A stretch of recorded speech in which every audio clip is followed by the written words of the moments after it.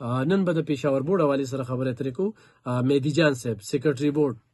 د 400 خورې سره تعلق لرونکي یو ډېر تکړه افسر 41 سال بعد چې کوم دی نو پېښور بورډ کې چې هغه کوم چینجز راوستل کومې تبدیلۍ راوستلې هغه مافیا چې هغوی به انسپکټر چې کوم دی نو خال ته نه پرېښودو هغه مافیا چې هغه د نقل عدد شي هغوی به پوزیشن یې اخیستی نو په تېر اگزام کې هغه پته ولګېدله چې داسې سکولونه مخې ته راغلل چې د هغه د چا په سوچ او تصور کې نه وه هغه سکولونه چې هغوی به بار بار پوزیشنونه اخیستل او په څه طریقه به یې اخیستل هغه ما ته پته تا ته پته او په هغې باندې به نیوکې کېدې نو هغه یې ختم کړل ورسره چې کوم دی نو ډیوټۍ چا به استادانو به ځان سره ګفټونه اخیستي وو چا به چې کوم دی نو رشوتونه ورکول او په قطارونو کې به ولاړو سهار به لاړل ماښام او ځان له د خپلې خوښې ډیوټي لګوله هغه هر څه یې په میرټ کړل آنلاین یې کړل دغه سیسټم چې کوم دی کریډ ګوز ټو سیکرټري بورډ مهدي جان صاحب هغه ته ځي او بیا نور سټاف هم کنټرولر هم د 400 دی چیرمن صاحب هم د 400 دی ورسره ډیپټي کنټرولر چې کوم دی علمزیب صاحب هم د 400 دی عارف صاحب هم چې کوم دی نو هغه د 400 دی خو مهدي جان صاحب هغه مافیا شب قدر کې داسې خالونه چې هغوی به چې کوم دی نو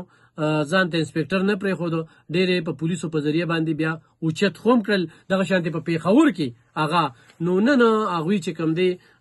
کوم په بورډ کې چینجز راوستي دي دا د اوس ګل روزیلا غالبا چې کوم دی نو نن یو هم میټینګ و سی ایم بیا را روان دی د سپورټس په مد کې چې کوم دی نو پېښور بورډ ډېر ښه کارونه وکړل او بیا چې کوم دی نو وزیر اعلی خیبر پښتونخوا چې کوم دی هلته کې روان دی یو ډېره لویه اکټیویټي چې کومه ده هغه په بورډ کې کېږي د دې خورې سره تعلق ساتي ګرانو کتونکو خو په میرټ باندې سمجوته نه کوي کمپرومایز نه کوي خو یو سړی و چې زما ورسره ډېر تعلق دی که نه نو خفه دی خو ناجیزه کار نه مني نو دا زه چې کله د مسعود احمد بنګش ایس اس پي اپریشن خبرې کوم نو بیا یکدم هغه خوبې هغه خاصیتونه هغه بیا په مهدي جان صاحب کې ماته مخې ته راشي څنګه چې زه په 400 کې د یو دوه افسرانو ذکر کوم الطاف خان عمرزی یا اسرار خان تنګي اسرار خان او الطاف خان 400 له ډېر ښه کړي خو د تعلیم په مد کې بیا مهدي جان صاحب چې کوم دی هغه لګیا دی خپلې ضلعې ترقي کوي د پېښور بورډ د نګرانۍ لاندې چې څونه تعلیمي ادارې دي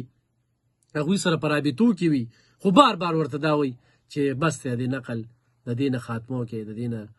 اجتناب وکړي او هغه استادان چې هغه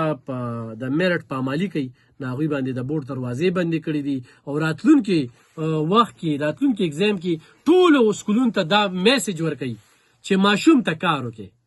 میرټ والا د هغه به کله هم ضایع کېږي نه چې کوم قابل ماشوم دی به نمبر اخلي چې کوم قابل ماشوم دی به نمبر اخلي یو سړی په دې پتمۍ داسې ټیم یې جوړ کړی د انسپکټرانو چې هغه د سربخال کې چیمنس کې دا یاد ساتئ چې دا تاسو ته پته وي ټولو ماشومانو ته هم دا وایم دغه انتظامي ته هم وایم نو نن په دې باندې یو میټینګ او ډېر سټریکټلی هدایت یې جاري کول او ما اورېدل نو هغه یو څو خبرې مې سره خو د هغې شریکې کړې